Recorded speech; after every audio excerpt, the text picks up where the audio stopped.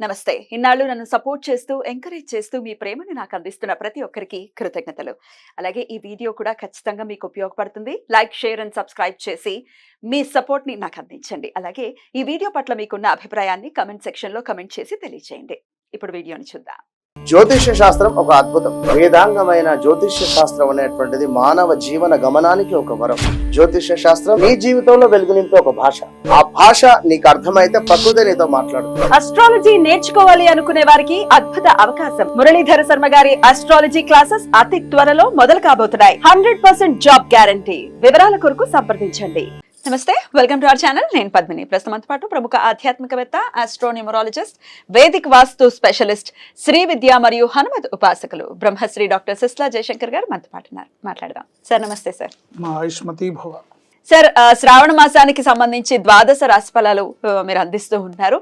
Already కన్యా రాశి వరకు గురించి కూడా మాట్లాడుకోవడం జరిగింది. ఇక తులారాశి నుంచి మీన రాశి వరకు ఎలా ఉండబోతోంది సార్ శ్రావణ మాసం? మీరు అందరికీ కూడా ఒక్కసారి మీ ద్వారా. తప్పకుండా అమ్మా. ఈ నెలలో ఆగస్టు నెలలో శ్రావణ మాసం అనే కన్నా మనం ఆగస్టు నెల 1వ తారీఖు నుంచి 31వ తారీఖు వరకు చెప్పుకుంటున్నాం. ఏదో తెలుగు మాసం అని తృప్తి. ఈ నెలలో గురువు వృషభంలోను అంటే శుక్రస్థానంలో, రాహు మీనంలోను, కేతు కన్యలోను, శని భగవానుడు కుంభంలోను, రవి కర్కాటకంలో, శుక్రబుధులు సింహంలో, కుజుడు వృషభంలో సంచరిస్తున్నారు. ఈ నెల రవి కర్కాటక రాశిలో 17వ తేదీ మధ్యాహ్నం 1:20 వరకు ఉండి తర్వాత తన స్వక్షేత్రమైన సింహరాశిలోకి ప్రవేశిస్తున్నాడు. కుజుడు వృషభ రాశి నుండి తృతీయ స్థానమైన మిథున రాశిలోకి ప్రవేశిస్తున్నాడు. ఆగస్టు 26 వరకు వృషభంలోను తర్వాత మిథునంలోను ఆయన ప్రవేశిస్తాడు. శుక్రుడు ఆగస్టు 24 వరకు సింహంలోను తర్వాత కన్యలోను సంచరిస్తాడు. బుధుడు ఆగస్టు 24 వరకు సింహంలో ఉండి వక్రించి కర్కాటకంలోకి ప్రవేశిస్తున్నాడు.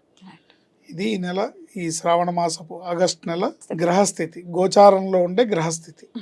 ఇక మేజర్గా ఖచ్చితంగా మాస ఫలాలు ఖచ్చితంగా చూసుకుంటూ ఉండాలి. ఎందుకంటే కొన్ని గ్రహాలు 1 మంత్కి ఒకసారి అలా తిరిగిపోతూ ఉంటాయి. సూర్య, బుధ, కుజ, శుక్ర, వీటి ఇంపాక్ట్ కూడా చాలా ఉంటాయి కాబట్టి డెఫినెట్గా చూసుకోవాలి. ఇక డైలీ ఫలాలు కూడా చంద్రుని ఆధారితం చేసుకుని డైలీ కూడా చూసుకుంటూ ఉంటారు.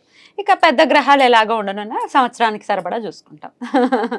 సో మరి శ్రావణ మాసం అంటేనే డెఫినెట్గా ఒక అద్భుతమైనటువంటి మాసం. అటు దేదీప్యమానంగా అమ్మవారికి సంబంధించినటువంటి క్రతువులు అనుకోవచ్చు, లేకపోతే శివుడికి కూడా అత్యంత ప్రీతికరమైనటువంటి మాసంగా కూడా ఈ మాసాన్ని చెప్తారు. ఎలాగో అందరూ ఈ రెమెడీలు ఆ రెమెడీలు అని కదా, ఇలాగా అమ్మవారి ఆరాధనలో ప్రత్యేకించి ఉంటారు కదండి.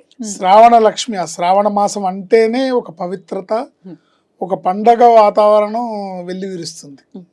శ్రావణం అనే దాంట్లోనే ఆ వైబ్రేషన్ ఉంది. ఏదో తెలియని ఒక ఆనందం అయితే ఖచ్చితంగా మానసిక ఆనందం. శ్రావణ మాసం అనగానే ఒక మానసికమైన ఆనందం లభిస్తుంది మనకి.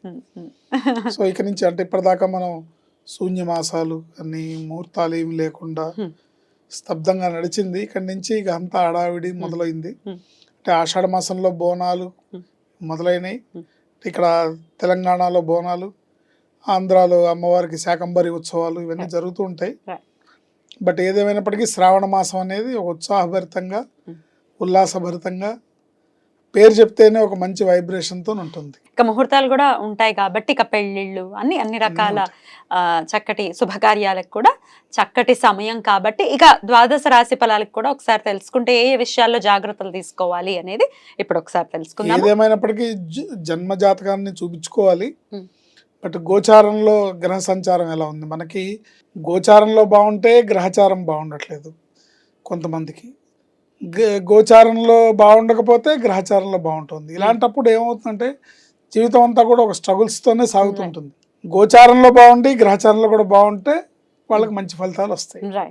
మరి ఎవరికి వస్తున్నాయి ఏంటి ఇండికేషన్? ఇది ఎండ్ ఆఫ్ ది డే ఇలా ఈ ఇండికేషన్స్ ఉన్నాయి, జాగ్రత్త వహించండి, ఇది జరగబోతోంది, హ్యాపీగా ఉంది. గోచారంలో ఉన్న గ్రహస్థితిని బట్టి తీసుకోవాల్సిన జాగ్రత్తలు తీసుకుంటే. మరి కుంభరాశి వారికి ఎలా ఉండిపోతుందండి శ్రావణ మాసం? కుంభరాశి అంటే ధనిష్ట 3-4 పాదాలు, శతభిషం 1, 2, 3, 4 పాదాలు, పూర్వభద్ర 1, 2, 3 పాదాలు కుంభరాశి కింద వస్తాయి. ఈ రాశి వాళ్ళకి ఈ నెలలో గ్రహ సంచారం ఎలా ఉందంటే రాశ్యాధిపతి శని స్వక్షేత్రంలోను, ద్వితీయంలో రాహు, చతుర్థంలో గురుకుజులు, షష్టంలో రవి, సప్తమంలో శుక్రబుధులు, అష్టమంలో కేతు ఉన్నారు. అందువల్ల ఈ రాశివారి ఈ మాసంలో చాలా ఓర్పుతో, సహనంతో, సమయస్ఫూర్తితో వ్యవహరించాలి. ఏమాత్రం తొందరపాటు కానీ, నోరుజారే తత్వం కానీ, మాట దూకుడు కానీ, మాట తోలనాడడం కానీ చేయకూడదు. ఆర్థిక పరంగా బాగున్నప్పటికీ ఖర్చులు కూడా అధికంగానే ఉంటాయి. అనుకోని ప్రయాణాలు, అలసట, తిప్పట ఉంటాయి. వివాహ వ్యవహారాల్లో మోసపోవటం జరుగుతుంది, జాగ్రత్త వహించాలి. కుటుంబంలో చిన్నపాటి చికాకులు, అనారోగ్య సమస్యలు, చిరు తగాదాలు తప్పవు. ఎంత అవాయిడ్ చేసినా తప్పవు. దాన్ని గ్రహస్థితి కింద భావించి దైవనామస్మరణలో వీళ్ళు అవన్నీ దాటుకోవాలి. ద్వితీయంలో ఉన్న రాహు, చతుర్థంలో కుజ సంచారం వలన ఇలాంటి పరిస్థితి గోచరిస్తుంది. సర్వను కోపం వస్తుంది, ముక్కు మీద కోపం, ఆవేశం ఎక్కువగా ఉంటుంది. వీటి విషయంలో మెలకువగా లేకపోతే బంధాలు తెగిపోతాయి. ఈ బంధాలు ఎట్లా ఉంటాయి? ఓసారి అద్దం పగిలితే అతకదు. సో అందుకని ఎంత తొందరపాటు ఉన్నా, ఎంత ఇది ఉన్నా కూడా ఎట్లాంటి గొడవలు, ఎట్లాంటి మనస్తత్వం, ఆవేశం వస్తుందంటే ఇంకా నాకు నువ్వు వద్దు, నేను విడిపోదాం అనే స్థితిలో ఉంటుంది. సెన్సిటివ్ కదా బాగా. ఇలాంటి పరిస్థితుల నుంచి ఈ రాశి వాళ్ళు ఈ నెలలో చాలా అప్రమత్తంగా నోరు కంట్రోల్లో పెట్టుకొని ఓర్పుతో, సహనంతో, సమయస్ఫూర్తితో వ్యవహరించాలి. తప్పదు. అందుకు భగవంతుడు ఆసరా తీసుకోవాలి. భగవన్నామ స్మరణే పరమావధిగా భగవన్నామ స్మరణని, భగవంతుడి పాదాలను ఆశ్రయించి ముందుకెళ్లాల్సిందే. దుర్గే దుర్గే రక్షిణమః అనే మంత్రాన్ని నిరంతరం జపించుకోవాలి. మంగళవారం సుబ్రహ్మణ్య స్వామి దేవాలయాన్ని సందర్శించాలి.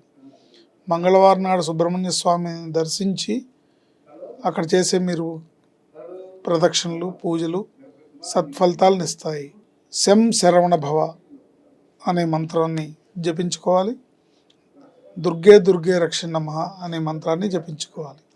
ముఖ్యంగా దుర్గే దుర్గే రక్షిణమః నిరంతరం స్మరించుకోవడం వల్ల అనేక సమస్యల నుంచి, ఈ నోటి దురుసు నుంచి, క్షణికమైన ఆవేశం నుంచి, అకస్మాత్తుగా వచ్చే షార్ట్ టెంపర్ నుంచి బయటపడచ్చు. డెఫినెట్లీ సెకండ్ హౌస్ లోనే రాహు ఉండటం డెఫినెట్ గా మాట మీద ఆ ప్రభావం ఉంటుంది. కాబట్టి దుర్గాదేవికి తల ఉంచుతాడు రాహు అని చెప్తూ ఉంటారు.